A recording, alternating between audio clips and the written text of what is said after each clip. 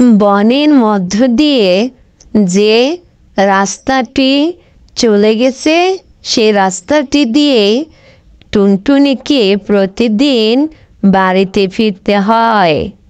রাস্তা দিয়ে যাওয়ার সময় টুনটুনি দেখতে পায় এই বনের অসংখ্য অদ্ভুত ও বিশ্রী রকমের প্রাণীদের।